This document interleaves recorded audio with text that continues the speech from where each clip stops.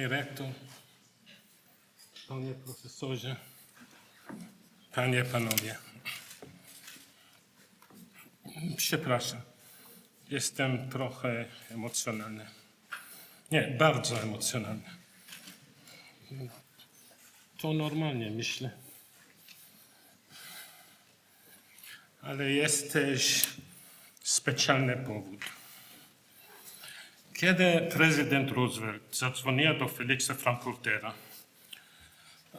aby powiedzieć mu, że został mianowany na sędziego amerykańskiego sądu Supreme Court, pierwszy żydowski sędzia, Frankfurter odpowiedział: chciałbym, żeby moja matka żyła. I ja dzisiaj tutaj chciałbym, żeby moja babcia żyła. Urodziła się i dorastała w Zamościu. Przepraszam.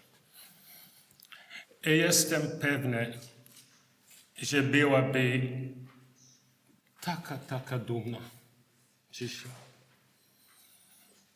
Moja babcia. Każdy piątek ze karpiem we wanie. Dla mnie trauma na całe życie.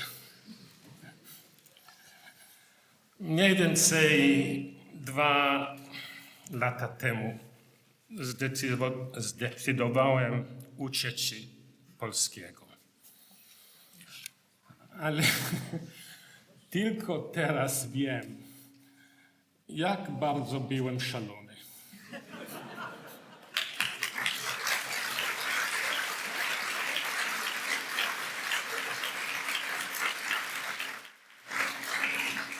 Jest koszmar.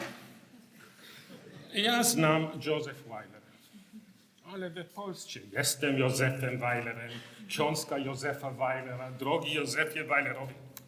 Koszmar. Dzisiaj zdecydowałem przynajmniej spróbować wygłosić mój wykład po polsku. A teraz również państwo wiedzą, że nadal jestem szalony. Więc cierpliwość, proszę. Nie, litości. Chcę uczyć się państwo razem ze mną 5 lekcji sprawiedliwości ze życia naszego patriarchy Abrahama. Spokojnie, bardzo krótkie lekcje. W Księdze Rodzaju 18 Pan zdecydował, że nieprawości Sodom i Gomora są takie, że te 2 miasta muszą zostać zniszczone. Bóg Starego Testamentu. Historia, myślę, jest dobrze znana. Abraham niesamowicie rzuca Bogu wyzwanie. A jeśli w Sodomie jest 50 niewinnych osób, czy na pewno nie można zabić winnych razem z niewinnymi? I w jednym z najbardziej znanych fragmentów Starego Testamentu, czy sędzia ziemi, całej ziemi sam nie wymierzy sprawiedliwość? Po hebrajsku jest też piękne. Hashofet kol haaretz lo ya'aseh mishpat. Will the justice of the whole earth not himself do justice? Bóg, myślę, trochę znudzony, odpowiada: w tym przypadku nie zniszczę miast. Dobrze. Wszystko w porządku. Nie zapominajmy, że jesteśmy na Bliskim Wschodzie, na szuk, rynku. Abraham. A jeśli jest ich 40? Bóg, tak, też 40. Abraham, 60, 20, 10? Za każdym razem Bóg daje tę samą odpowiedź. I nasz Abraham odchodzi, wiedząc, że jego Bóg jest Bogiem sprawiedliwości. Pierwsza lekcja jest prosta i oczywista. Nie każe się niewinnych tak, jakby byli winni. Ale pani rektor, myślę, że nie przyjechałbym do Łodzi tylko dla tej lekcji. Jest zbyt prosta, zbyt oczywista. A więc teraz lekcja druga i trzecia. Proszę, pamiętamy. Sodoma i Gomora kaput. W tym momencie muszę czytać z tekstu Biblii. Słowa Boga. Czytam. Wtedy rzekł Pan, Azali ja zataję przed Abrahamem, co mam uczynić? Znam go bowiem, przetoż przekaże synom swoim i domowi swemu po sobie, aby ściegli drogi pańskiej i czynili sprawiedliwość.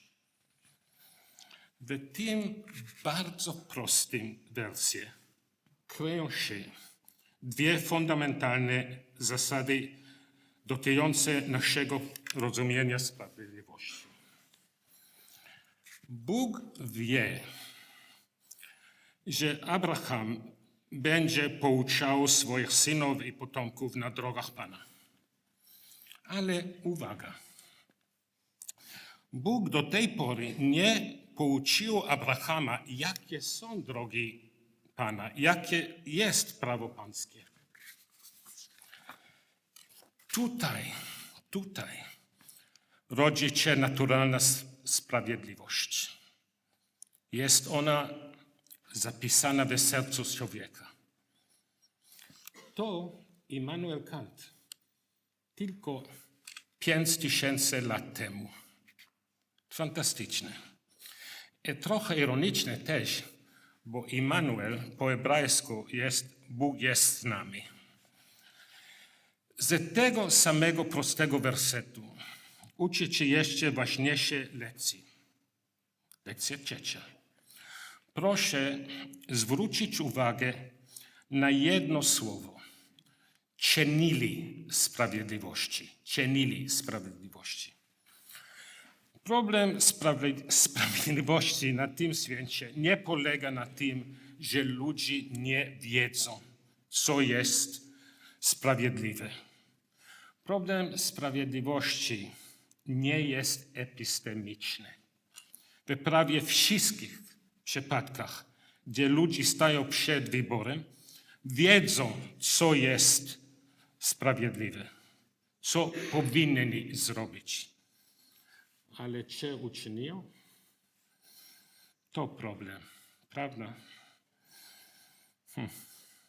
Za wiedzę musi iść praktyka, inaczej nie będzie sprawiedliwości. I co prowadzi nas do lekcji numer 4. Wiele niesprawiedliwości na świecie wynika z tego, że którzy są jej świadkami, nie zabierają głosu, nie protestują, nie obchodzi ich to, boją się lub uważają, że to nie mój problem. Czynienie sprawiedliwości często wymaga odwagi. Często odwaga oznacza mówienie prawdy władzy. Abraham, Bóg władzy. Abraham jest skamieniały ze strachu. Mówi z największą cieczą i szacunkiem, gdy negocjuje z Bogiem 50, 40. Ale nie milczy. On mówi. On protestuje. Nawet przeciwko Bogu. To niesamowite. I dochodzimy teraz do 5., ostatniej lekcji. Jest to lekcja o relacji między Słowem Bożym i sprawiedliwością. Normalna teza teologiczna jest taka. Jeśli Bóg mówi, to trzeba być posłusznym. Jeśli Bóg działa, to musi być sprawiedliwy. Reakcja Abrahama stanowi jeden z najważniejszych momentów w ewolucji naszego poczucia sprawiedliwości. Typowa teza teologiczna, jeśli jest boska, to musi oznaczać, że jest sprawiedliwa, zostaje odwrócona.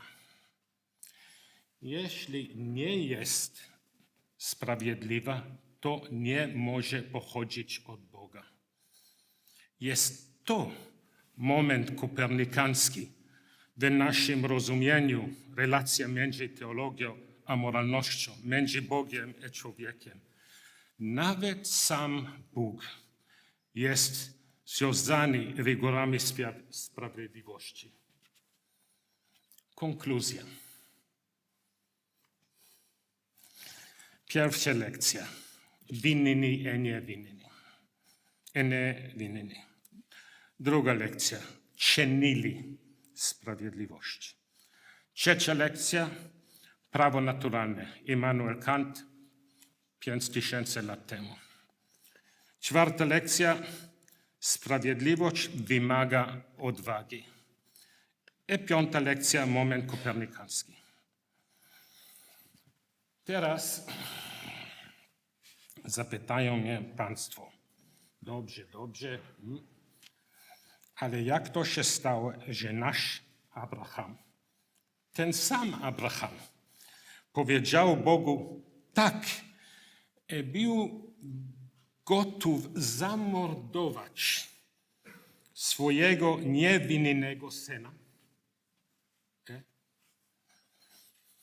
Jeszcze raz cierpliwość. To będzie musiało poczekać do następnego roku. A państwo wybaczą mi kolejne morderstwo.